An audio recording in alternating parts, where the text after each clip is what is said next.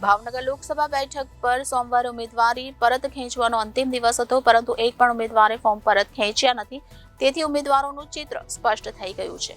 ભાવનગર લોકસભા બેઠક પર 13 ઉમેદવાર વચ્ચે ચૂંટણી જંગ જામશે.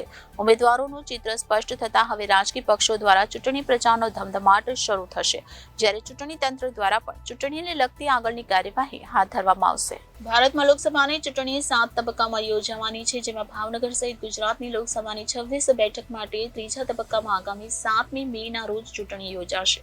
ગત તારીખ 12 એપ્રિલને શુક્રવારે જાહેરનામું બહાર પાડ્યું હતું અને ઉમેદવારી ફોર્મ ભરવાનો પ્રારંભ થયો હતો.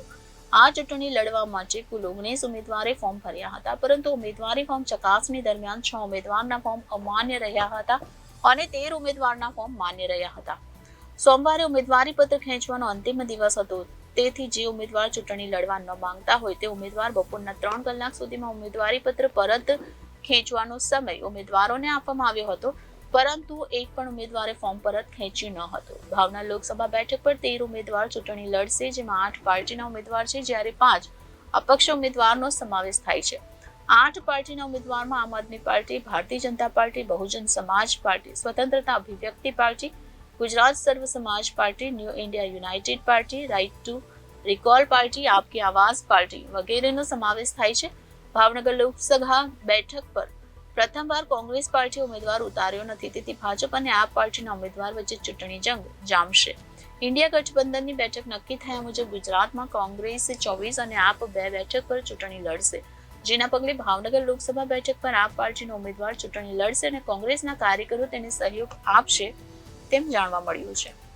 ફોર્મ પરત ખેંચવાનો જે છેલ્લો દિવસ હતો, અંતિમ દિવસ હતો, કેટલા ફોર્મ ટોટલ પરત ખેંચાય છે? અંતે કેટલા ઉમેદવાર ચૂંટણી મેદાનમાં રહ્યા છે? આજ બપોરે 3 વાગે જે સમયમર્યાદા હતી તે પૂરી થઈ છે અને આપણા મત વિભાગની અંદર એક પણ ફોર્મ પાછું ખેંચાયું નથી. એટલે હવે આપણી સાથે 13 ઉમેદવારો રહેશે. 3 રાષ્ટ્રીય પક્ષોના, 5 અમાન્ય રજિસ્ટર્ડ પાર્ટીઓના અને 5 અપક્ષો. સાહેબ, ખાસ વાત કરીએ તો જે ટોટલ 19 ઉમેદવારો દ્વારા 30 ફોર્મ જે ભરાયા હતા, આખી વિગત શું છે? એમાં લગભગ 30 ફોર્મ ભરાયા હતા 19 ઉમેદવારોના તરફેણમાં. એમાં અગાઉ મેં આપણે કહ્યું એ પ્રમાણે 5 ફોર્મ ચકાસણી વખતે અમાન્ય થયા હતા. એટલે બાકીના જે ઉમેદવારો રહ્યા એ લોકોના એક ઉમેદવાર એવા હતા કે એને એક કરતાં વધારે ફોર્મ ભરેલું હતું. એટલે એ ગણતા હવે 13 ઉમેદવારો આપણી પાસે. Bureau report Janadesh news, Bhavnagar.